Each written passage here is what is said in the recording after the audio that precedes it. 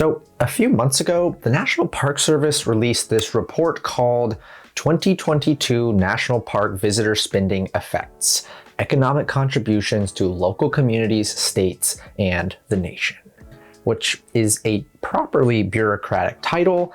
It doesn't exactly make you want to drop everything you're doing to sit down and read it, does it? Unless you are me, of course, because that's exactly what I did.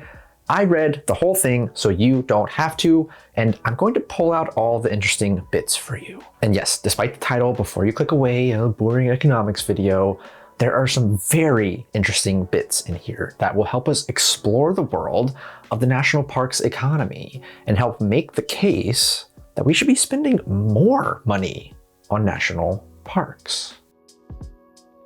All right, if you've been watching this channel for long enough, by now you've probably picked up on my own personal belief that national parks don't really need an economic rationale to exist, that they provide value and benefits to our society that exist outside the realm of the economy and money and markets. But we're going to put all of that aside for this video and actually just focus on those economic benefits, because they are considerable, and for a lot of people, their entire livelihoods exist because of national parks. And for them, the economic side of things, that economic rationale, is a huge reason for supporting and protecting national parks. For instance, let's go back to that boring old report we mentioned at the top of the video. That report estimates that nationwide in 2022, national parks generated over $50 billion for the national economy. Last year, 312 million visitors spent over $23 billion in communities within 60 miles of a national park location. National parks supported nearly 380,000 jobs, nearly 315,000 of which were in those same gateway communities. I mean, these are astounding numbers. $50 billion? That's higher than the GDP for 90 countries. This is a staggering economic impact, truly, especially for those local communities where this money is being spent. And that $50 billion number doesn't only take into account direct spending, like you buying something, right? Like, the economy is a complicated place, and it's built on all of these relationships and transactions, and people buy and sell things, and then they use the things that they buy to make other things and sell those things, and so on and so forth. Well, the national park economy works much the same way. Let's say you're a visitor to Grand Canyon National Park, and you want to take a rafting trip down the Colorado River, an iconic experience. Well, you'd probably book your rafting trip through one of the local rafting outfitters. You would spend money at that local outfitter, right? That's a direct contribution because you, the visitor, are spending money directly in a gateway community by patronizing a business in that community, the rafting outfitter. But that local rafting outfitter needs rafts to take you on your rafting trip, and they buy said rafts from a raft maker. You, the visitor, by taking a rafting trip in or near a national park, are contributing to the demand for rafts because the raft outfitter, in order to take you rafting, has to have a raft. In this way, your spending money in or near a national park benefits the raft maker indirectly, as well as the raft outfitter directly. See what I'm getting at here? Take that example and multiply it out by all the hotels, restaurants, gas stations, grocery stores, rental car companies, souvenir shops, and more that benefit because a national park is nearby. Plus, again, all the indirect benefits that accrue to the businesses that supply those businesses that you're buying from. That's how you end up with all these interdependent economic relationships that have national parks at the center. That's where that $50 billion comes from all of you and all of the national park visitors going out and spending money in these communities. It's very impressive. National parks are quite literally supporting people's entire livelihoods out here. And honestly, some of these numbers get even more impressive when you look at them at a smaller scale. There are 11 states where national parks generate more than $1 billion for their economy. California has the most. National parks generate $4.5 billion for its economy, which honestly is kind of only like a drop in that bucket for California, which is kind of crazy. But North Carolina isn't far behind with $4 billion of economic impact. Its Great Smokies neighbor, Tennessee, sees more than $2 billion in impact. Utah gets over $2 billion, mostly from its mighty 5 parks.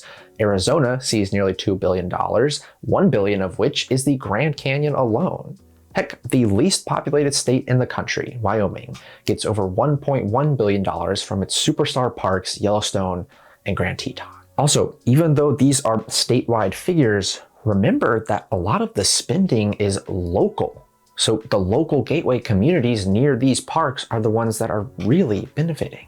Plus, with a lot of these Western parks, these are very rural and remote communities, many of which wouldn't have a sustainable long-term economic outlook if it weren't for national parks. Which also, side note, this is why you can see why shutdowns are so devastating for these national park economies in these rural areas. And if you shut down national parks, you're really shutting down their economies.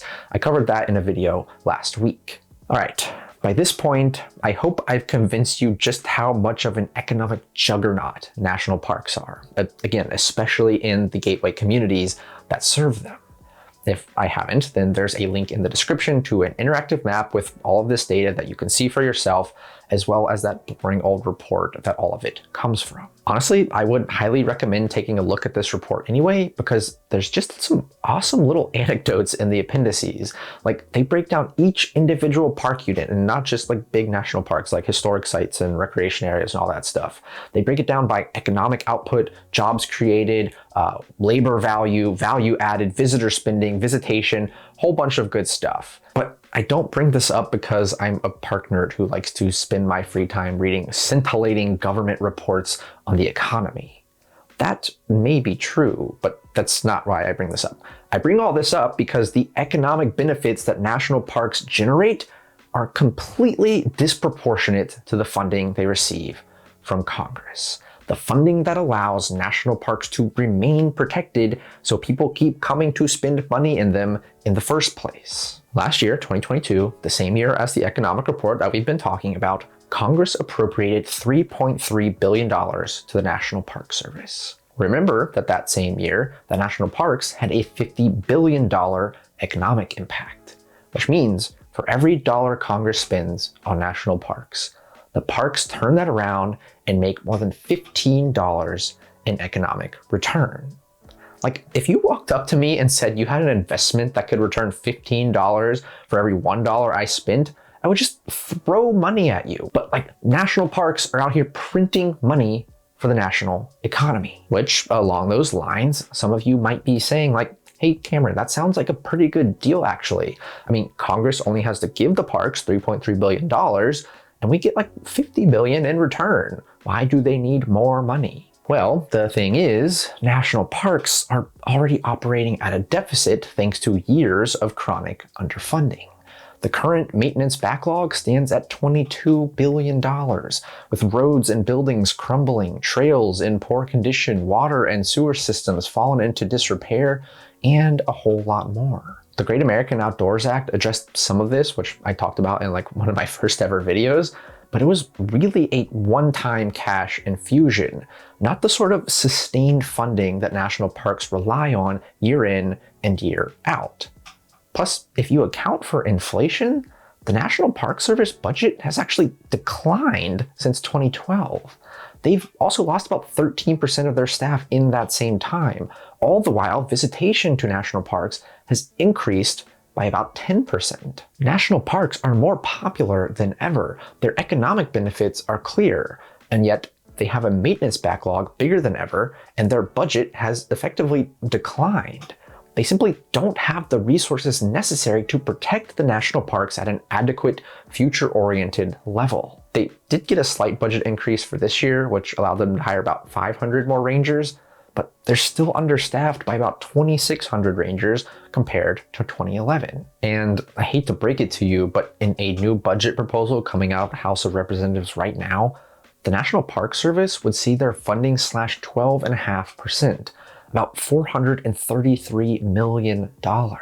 This would lead to about 1,000 fewer rangers being hired, deep cuts to historic preservation, a rollback of oil and gas protections at places like Voyageurs National Park and Grand Staircase Escalante National Monument, a prohibition on federal funding for the North Cascades grizzly restoration, which is overwhelmingly popular, and weaker protections for Yellowstone grizzlies. With this budget, that maintenance backlog is only going to continue to grow, infrastructure will continue to crumble, rangers will have fewer educational programs, and some parks may have to partially close a few days each week.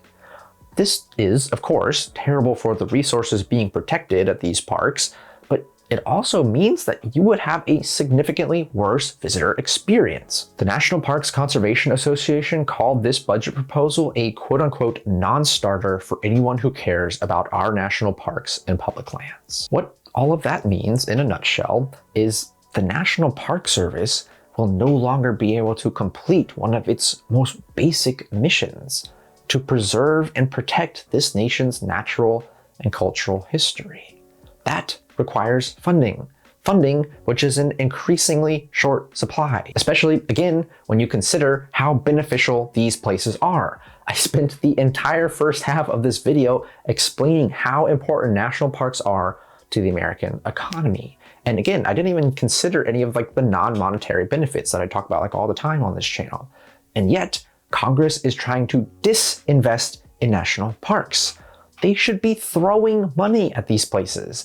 I can't wrap my mind around it, and the logic here is just so flawed.